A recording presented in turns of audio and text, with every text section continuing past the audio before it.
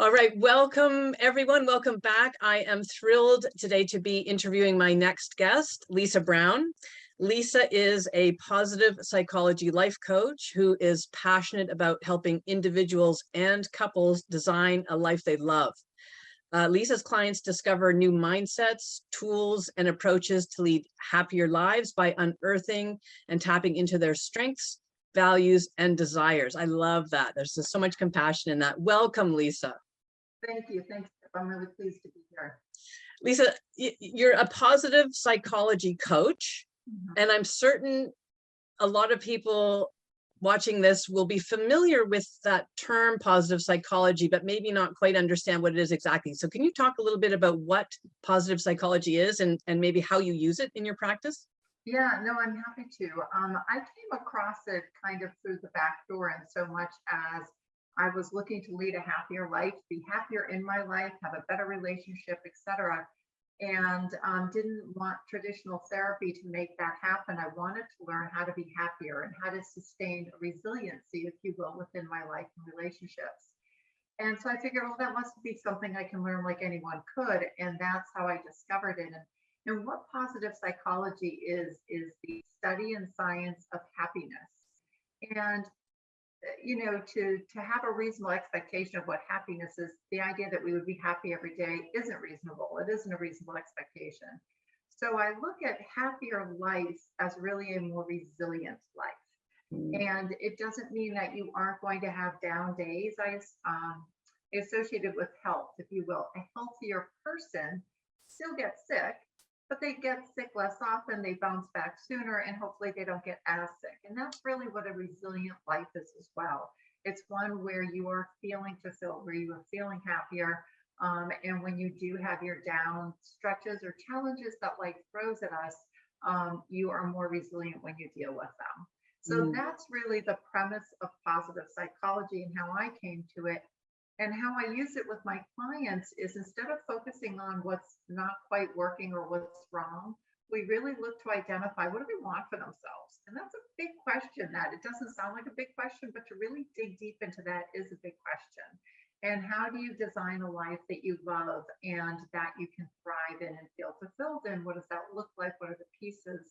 And using positive psychology, what we do is we tap into your strengths to help you get there. Instead of focusing on your weaknesses, we can spend a lot of time there. That's not going to help propel you forward. So we really look at strength based, which is how I also use the positive psychology. That's beautiful, and it's a beautiful practice as well. And you know, at this phase in our life, and most of our audience, of course, are midlife and beyond, 50s, 60s, and so on. And it is such a time of change, such a time of transition, especially for women, I think, more so than men, in my experience, and in my clients, that's definitely the case, for lots of reasons. And so I really like the distinction you make between positivity and happiness, and that we should not expect or have others expect that we're happy all the time. As you say, it's not reasonable. It's not realistic. No, it's fairly Pollyanna. It is. That's right. So I know, Lisa, in your practice, you use what you call the 4 essential elements. So can you talk to us a little bit about each of those 4 elements and how you use them when you're working with your clients? Yeah, absolutely. So a lot of my clients are coming to me that have been in marriages for a long period of time or a long-term relationship. And frankly, their questioning is this really how I want to spend the second half of my life? And also they've perhaps been divorced and now they want to find the right relationship for themselves, but how do they do that? And again, what are our expectations? And so I spend a lot of time with my clients on making sure they understand what, positive psychology, the research has showed us that for a relationship to thrive, be that the one you're in or the one you're hoping to find, and frankly, it applies to the relationship we have with ourselves as well, that there are these 4 essential elements. And to thrive is to actually thrive, grow deeper, build, not just survive the test of time. It actually is a relationship that the connection, the friendship grows deeper over time. And so what I love about these four essential elements, when I share them with you, two of them, you're going to think I have a negative association given our society, which I find really humorous because, and I'll start, well, the first one is work and effort. It's one of the essential elements. Yet in our society, if you were to say, I'm working on my relationship, everyone's connotation would be like, oh, it must be in trouble. Mm. Well, that's not true. I mean, we couldn't get our dream job and then sit back and put our feet up on the table and not expect to work hard and keep our job, no less have our career thrive and advance. Well, it's really the same thing with our relationship. They take work, they take effort. And that is the responsibility of both people in the relationship. Although you may have one has more skills, I call it the cruise director, one that does the organizing, the planning, and all that other stuff. But it's still the responsibility of both to put the work and the effort and to show up in the relationship. And in that is also play. Scheduling the fun time. What are the activities that you do that you enjoy doing? How do you keep those on the calendar? And when I work with clients, this is about their relationship with themselves and or their personal relationship, their intimate relationship. If I asked you to look at your calendar, I bet you could show me all your meetings. If you've got younger kids, what their soccer tournament is and the dentist and everything else. But where are you on your calendar? And where's your relationship on your calendar? So we've got to prioritize that. We've got to put work and effort, not just in meeting someone or the start of a relationship, but it's like raising kids. It's continual work to raise the children that you want. It's continual work to nurture and have the relationship that you want. So work and effort is first and foremost. Yeah, what I love about that, Lisa, is that, and what I hear from my clients, and you probably do too, with the women particularly, is that they put themselves last. They've been putting themselves last for such a long time. They almost don't know how to shift the focus onto themselves. So the idea of scheduling in time for oneself, for one's partner, and I love especially the idea of scheduling fun. Yes. Yes, it is so important to schedule fun. Play keeps a relationship fun and happy and joyous and creates memories. So your physical intimacy, if you will, the memories that you're making together come from the work and effort that you put into the relationship. And that brings me to the second of the four essential elements. And I refer to it as to know and be known. And what I mean by that is I need to have a willingness to share who I am. It's almost like peeling back the layers of the onions. We've all got our layers, and as the relationship becomes more and more safe and secure, it's me sharing who I am, but likewise, it's me also having a desire to get to know you as well. So this know and be known is a willingness to be vulnerable with one another. And this is where our emotional intimacy comes in. And this is where we create a safe space to talk. So, when someone shares their hopes, their dreams, their fantasies, their insecurities, their fears, what they want for themselves, that's risky. It's vulnerable to do that. And so that know and be known, that willingness to get to know each other and share each other equates to a safe space to talk. And what I mean by safe spaces, that doesn't mean that you're going to like everything you hear, or you're going to be comfortable with everything you hear, or that everything you share, your partner's going to embrace and go, well, isn't that terrific? No, it could trigger some insecurities. It could show some stuff that maybe doesn't work for me. And that's okay, because we're not perfect, and we're not perfect for one another. We're not perfect for ourselves. But the safe zone means that even if I struggle with it a little bit, or you struggle with that piece of me a little bit, it's less than ideal for you, it's not your favorite part, whatever that is, I'm still not going to reject who you are as a human being. Your secrets are safe with me, your feelings are safe with me, as I need mine to be safe with you as well. And this really is where emotional intimacy builds in a relationship. I couldn't agree more. And you've really touched on something with this, this vulnerability piece, because I refer to myself sometimes as a recovering perfectionist. And so many women I know have had that, where they felt they needed to be a certain person all the time. Um, it's unrealistic. It drains Yeah, energy. It keeps us from really enjoying our lives. And so that's definitely a work in progress for me. yeah, And it's so freeing when you finally let go of that. And I can't say I've let go of it completely, but as I say, I'm working on it. Um, so that vulnerability, my goodness, do you find that's one of the hardest things for some of your women clients, and especially again at this sort of midlife stage, to let go yeah. of the perfectionism and be vulnerable? Yeah, so one of my I call it my get out of jail free card. That's really the kindest thing we can do for ourselves and other is the expression permission to be human. Mm, When we can give ourselves permission to be human, that's where this know and be known really comes into. And we can give permission to the people we love to be human too. It creates space for us to not be perfect all the time. Because there's two pitfalls with that need to be perfect all the time. A, it's not sustainable. mhm. It just isn't. So you're setting yourself up for a fall in and of itself in your desire to be perfect. It is not sustainable.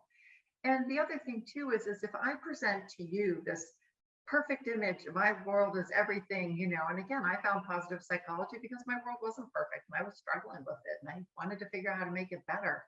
Um, but you don't actually get to know me, the true me, if all I show you are the pieces I think are shiny and present well or perfect or what have you. And so again, it goes to that vulnerability. And men have the same concern with sharing vulnerability. And we as women need to be okay with our partner, be it man or woman, being vulnerable and having insecurities as well. And that's where I go back to giving each other permission to be Mhm. Yeah, I really love that. Okay, so work and effort, human. Yep, and work and then effort. see and Yeah. be seen. Yep, know and be known. Okay. Yep, yep. Yeah. I like seeing be seen too, actually. And then that brings us to the next piece, which is conflict. Mm, Now, I would love to change our paradigm around conflict. If we have conflict, it creates stress and anxiety. Again, we think in our society, if I said I was struggling with conflict in my relationship, you would think, oh, something's wrong with the relationship. No, nothing's wrong with the relationship. We're two different human beings. We have two different upbringings, two different likes, dislikes, experiences, coping mechanisms, thoughts, desires. Conflict is a good thing, and I'm going to tell you why. Conflict means it matters. oh, Going back to showing up as to who you are, if everything is fine all the time, I'm going to suggest one of you is acquiescing to keep the peace. And then you're not being authentic to who you are in your mhm, relationship. So the conflict itself isn't an issue, it's how we handle the conflict that is the issue. And so, just like you can learn to negotiate in a business environment, you should learn their skills how to handle conflict in a relationship. And I'll give you a quick tool to that to understand that a little bit. When we're in conflict and it's you do this and I do that, and it's you against me and all of that, we are on opposite sides, and one of us is going to lose, or one of us is going to have to acquiesce or compromise or whatever it is. It's a win lose situation. And our egos are involved, all of that. When we simply change our verbiage to, how can we make this work better for us? We are now on the same side, on the same team, and we are looking to address things together, arm in arm, hand in hand. And so we are looking to make something better for us as a unit. And in doing so, there might be a piece of that that needs to work better for you this time than for me, but it's not me against you. It's we are now solving that problem together. And so the interesting thing about conflict is when you learn how to deal with conflict productively, and it doesn't mean it isn't stressful, it doesn't mean it isn't scary, it doesn't mean it doesn't suck sometimes, because sure as heck it does. But having said that, it is something that can actually boost your emotional intimacy. mm, And because now you've solved a problem together. One of the things I work with my clients is take smaller situations to practice how to handle conflict. and take those smaller situations to figure out how to navigate that successfully together. And now that you have those smaller wins under your belt, when the bigger challenges of life come around, then you actually have practiced how to do this successfully. So conflict is an essential part of a relationship, because without it, it means either A, it's not important enough to stand up to it, or B, you're acquiescing to keep the peace, and in which case that as well is not sustainable. Mhm. That is so impactful, Lisa. I've never heard anyone say, and you didn't use exactly these words, but the conflict means you care. That's Yeah, a real aha. That is a real aha. And to recognize that not only in ourselves, but in our partners or any of our relationships. I used to talk sometimes with students and clients in the past about those that are of the same demographic I am and know Monty Python.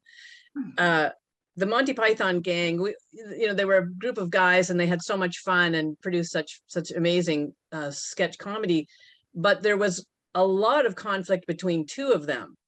And when they would have their meetings to talk through sketches and so on and do writing, sometimes they would almost come to blows, two of the members, from what I understand.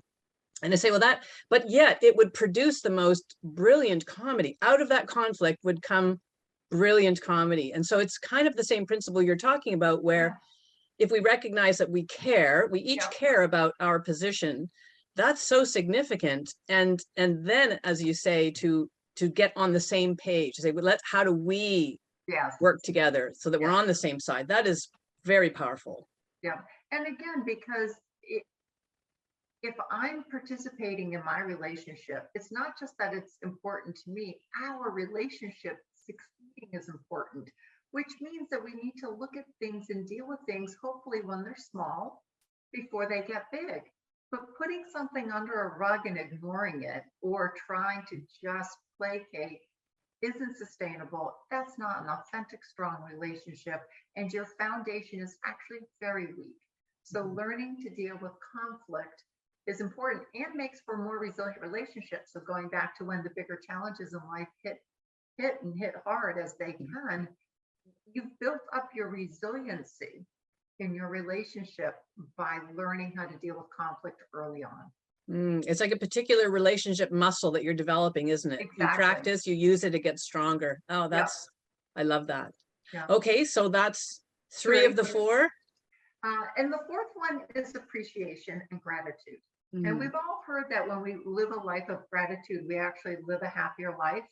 I like Tony Robbins' expression of where your focus goes, your energy flows. So if I'm looking for the positive, if I am sharing to you what I'm grateful you bring to the table, or how you enhance our world, our life, how you make me feel when you do what have you, then I'm looking for the positive, I'm communicating the positive. When I look for the negative, I'm going to find it. Yeah, very true. So what is our focus, and are we actively focusing on appreciating and having gratitude for our relationship and for the strengths of our relationship and the strengths that our partner brings to our relationship? And the other thing that's interesting as human beings is when someone has an accolade for us or helps us feel like what we did that got recognized, we actually want to work harder for them and do a better job. Yet when we feel nagged, we feel unappreciated, we shut down and we get resentful. So ironically, that appreciation and gratitude builds appreciation and gratitude. We all want to show up as our best selves within our relationship. And so another saying that I like that I've had for a long time is, we behave our way in and out of good relationships. In the beginning, we show up, we work, we put the effort in, we plan, we prioritize. Oh, I'm getting to know you, you're getting to know me, that feels really good. Conflict, we pretty much avoid, because we're just focusing on the rosy stuff, because that's what we want in the beginning. And we're complimenting each other because we appreciate each other, because it's new and rosy. That behavior is what got us to fall in love. Then that behavior shifts and dissipates as the relationship matures. Now we're behaving our way out of the relationship. And so that behavior way in and out of a relationship is really important. That getting to know someone just because you've been with them a long time, I have some great tools on how you can still get to know them deeper and how they can even get to know themselves deeper as well. So these four essential elements, the work and effort, and that is where the play is as well. The know and be known, which is where the emotional intimacy, and that safe zone, knowing I'm safe with you and you knowing you're safe with me, even if we don't like everything. And that then leads us to the conflict. How can we deal with that productively together on the same team, to get as best a result we can? Again, it doesn't mean we're going to love it every time, but at least now we're in it together as opposed to at each other. And then appreciating all that you get to know about one another. And again, these four essential elements, if you look at what they are, they work in the work environment, they work in our friendships, not just our intimate relationships, but they also work with ourselves. Showing up for yourself, prioritizing yourself, putting yourself on the calendar, that permission to be human, allowing that to be yourself, to look at your own vulnerabilities and insecurities and looking at those with kindness and compassion for yourself, like you would afford someone else. We have conflict within our own self, looking at what are my negative takes and what can I do to kind of rework some of those so that they're not so unkind to myself. And then appreciating our strengths, which we'll get into in a minute, which is why I have the offering that I have, is because we need to appreciate and recognize the strengths that we have as a person, because for us to show up well in a relationship, we have to feel good about ourselves and we have to show up as our best selves, not perfect, but definitely our best selves. If we want a good relationship, then we have a responsibility to make that happen. Mm-hmm. It's just such powerful tools, Lisa. And I'm excited for you to share the gift you have for our viewers today. But I want to first just ask you about the relationship. So you've talked about relationships that perhaps we've been in for a long time, and they start off rosy, everything's wonderful, and then they get into a phase where sometimes we take one another for granted. Sometimes, it's just the bloom has worn off a little bit. Yeah. So how can we know whether a relationship has actually run its course, and some do, or it's a relationship that simply needs some support from a coach like you, to really look at what's going on and shift some of the dynamics and shift some of the language and so on? How can we know if this is a relationship that's just run its course? Right. And that's a really good question. And it's a hard one to answer when we're just trying to figure out, should I be in this? Shouldn't I be in this? Am I happy? Am I not happy? Is the relationship good, or is it just worth keeping because I've invested so much time in it? It's just easier, frankly, to stay. I mean, there's all these different dynamics to it. And so I run kind of two parallel things with my clients. One is I educate them on those four essential elements. So let's look at your relationship as it relates to those. Which of those four buckets needs some work? Which needs some propping up? Which needs some relationship skills? So let's work on those four things so we can see where we could get the relationship to. Excuse me. And likewise, where are you with yourself? Because if I'm in a negative frame of mind, I'm feeling discouraged, I'm feeling depleted, I'm feeling I don't know what my identity is. Let's get you looking at you and what do you want for yourself? And what are your values? What's important to you and why? And how can you show up for yourself? And then when you're feeling good about you, that's the time to ask the question about the relationship. Mm-hmm. Because then either if it isn't the right relationship or it has played its course, you are now feeling stronger about yourself to move forward, to move on. And are you now bringing your best self to your relationship? Just make that relationship in and of itself better. And now you're working for a more positive ground. So you've given new life to the relationship. So those two pieces, I think, are really important. And when you've looked at those two pieces, it becomes pretty clear. Mm. I was married a long time ago. It seems like another life in some ways, to a really wonderful man, and the relationship was really good for a long time. And then it changed. It wasn't, and no one did anything wrong. It's just that I think sometimes we grow in different directions. Yeah. And it took a long time for me to recognize that that relationship was no longer serving me, therefore it couldn't serve us. Yes. And to let go of it. I had a lot of guilt about it for a long time until I came to the understanding that it hadn't been a mistake. It was the right thing for a period of time in my life. And that the success in it was in recognizing this is no longer working.